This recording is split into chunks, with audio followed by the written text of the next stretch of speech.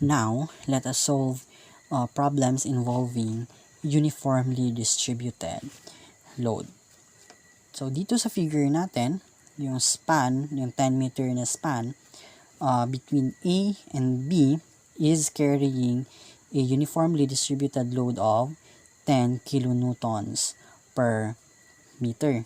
So, ibig sabihin, every meter dito sa span, nagkikarry siya ng 10 kilonewton. So, sa 1 meter, meron 10 kilonewton. Another 1 meter, 10 kilonewton. Another meter is 10 kilonewton. If i-add natin lahat ng load na yon, so 10, multiply natin sa 10 meters, equal to 100 kilonewton. Diba? So, dito sa A, meron tayong roller support. Ibig sabihin, may support lang siya along vertical axis. And sa B, since hinge support yun dyan, meron tayong vertical support and meron tayong support along horizontal axis. And since wala tayong load na along x-axis, ibig sabihin, RBX automatically equal to 0.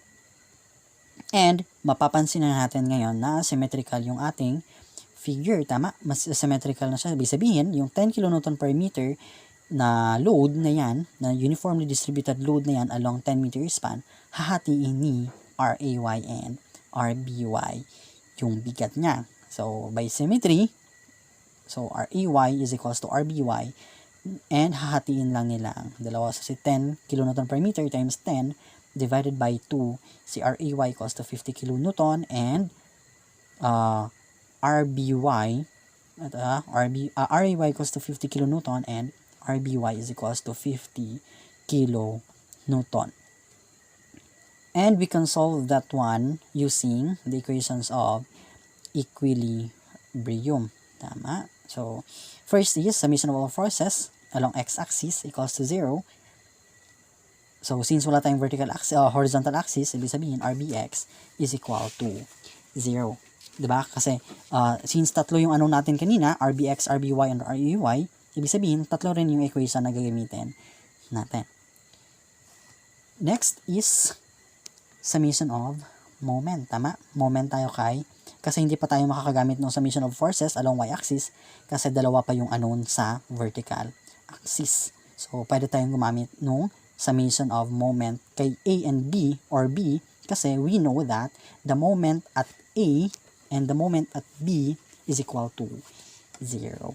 0 yung mga moment dyan. So, but pag meron ng support dito sa gitna, hindi na 0 yung moment dyan sa gitna. Hindi na 0. Ibig sabihin, meron na yung moment. Pero dito sa gilid, yung simply supported, ibig sabihin, 0 dyan yung mga moment.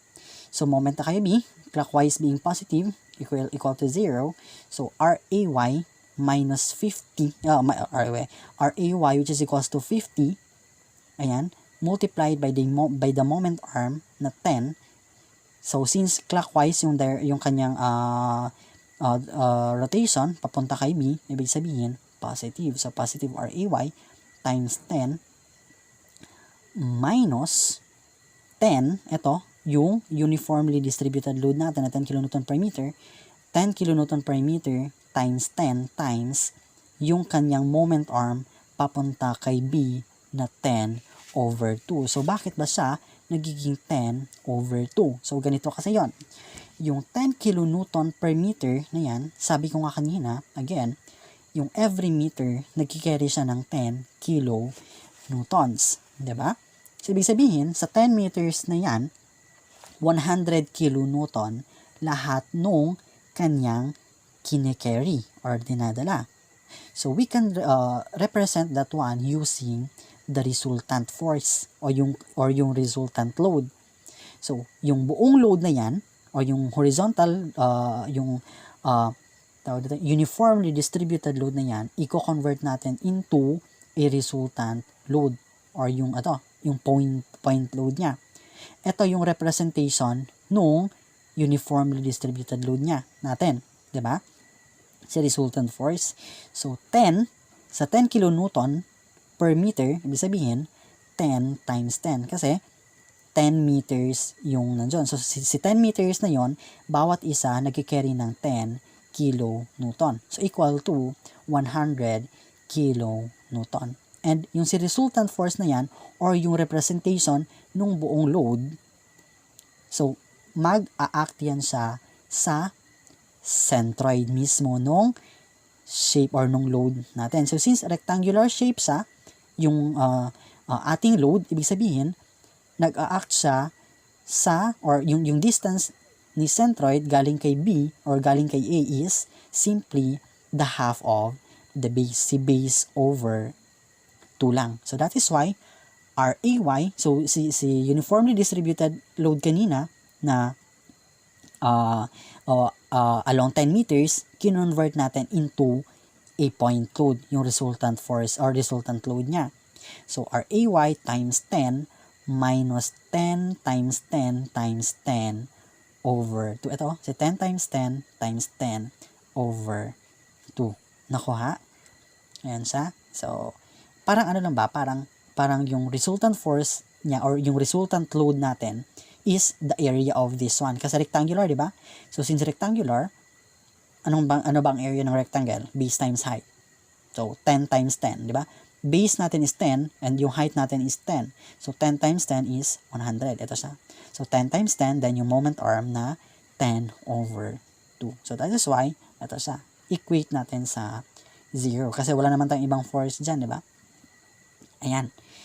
Kasi si RBY, 0 man yung moment arm niya pala papunta kay B. So, 0.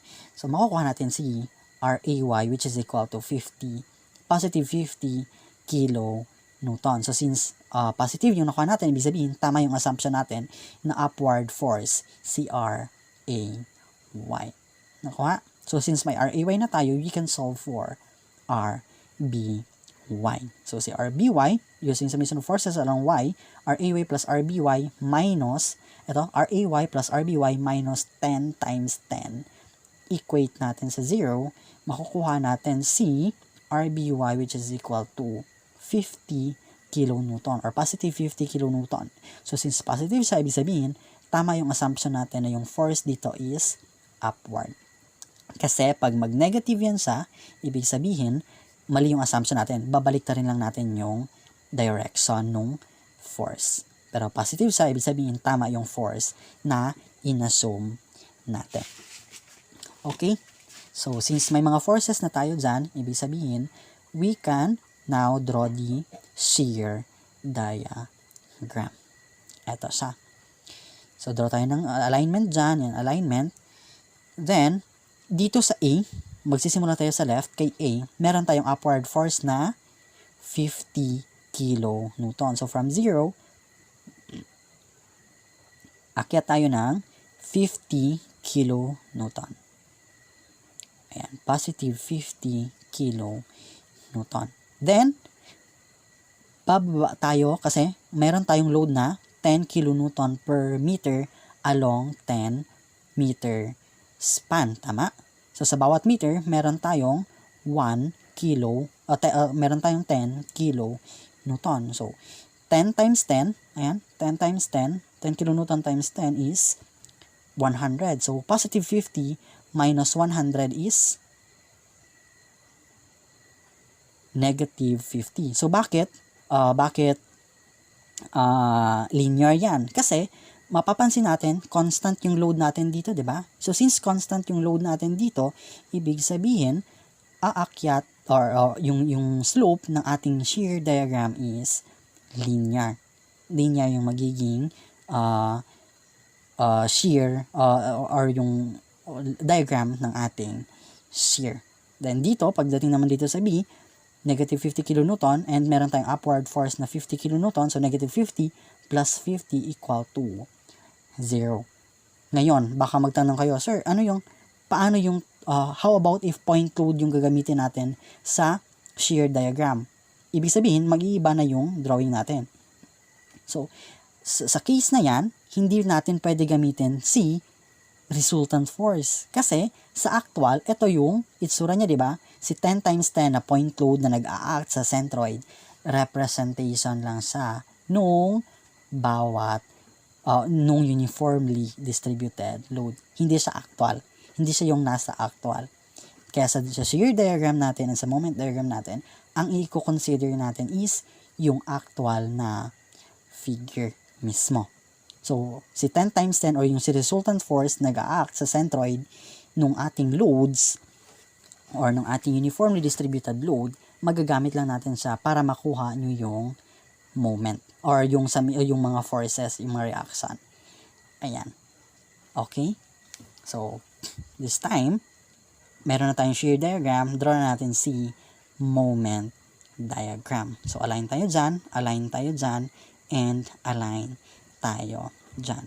Draw tayo ng moment diagram. So, solve natin si area 1.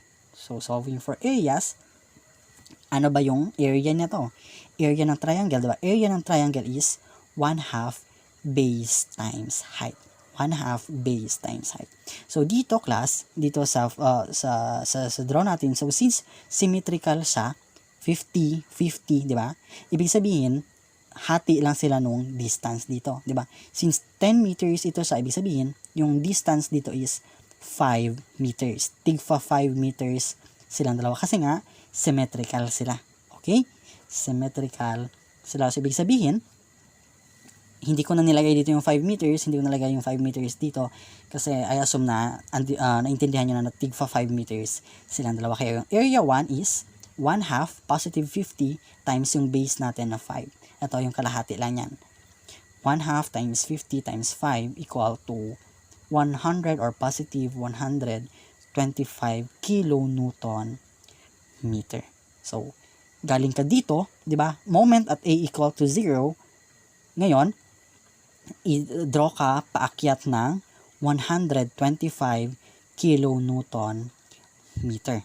Nako nga, aakyat ka ng 125 kilonewton meter. So, ano yung magiging diagram mo dyan? So, since linear yung ating diagram dito, so ibig sabihin, we can use this diagram. Ito yung ID. So, yung dito yung positive, negative, then increasing, decreasing, decreasing. Sa shear diagram, mako-consider natin siya na positive is above 0. Pag nasa baba siya ng 0, ibig sabihin negative dito. So, dito sa diagram natin sa area 1. Area 1 is positive or negative? Positive kasi nasa taas siya nung 0, di ba? Nasa taas siya. Parang si 0, ito ba, yung line na yan, parang yan yung magiging boundary natin. Ang lahat ng nasa baba, negative. Ang lahat ng nasa taas, positive. So, therefore, positive. Dito banda, yung drawing. Either, ito lang, yung magiging itsura niya sa moment diagram, or ito. So, paano natin masasabi na increasing or decreasing? So, since galing siya sa 50, papunta siya kay 0, ibig sabihin, nag-i-increase or nagdi-decrease? Ibig sabihin, nagdi-decrease siya. Tama? Yung 50 papunta sa 0, ibig sabihin, nagdi-decrease siya. So, ibig sabihin, since nag-decreasing siya, ibig sabihin, ito ay magiging ating diagram. Ito siya. Yung curve niya is paganyan. So, draw tayo ng, from 0, add tayo ng 125 kilonewton meter, and ito yung magiging itsura niya. Yan. Positive 125 kilonewton meter. Kuha. Next, solve natin si area 2. So, si area 2, first degree curve na yan siya. So, this is a first degree curve. Next, solve natin si area 2. Area ng triangle, 1/2 base times height. This is 5.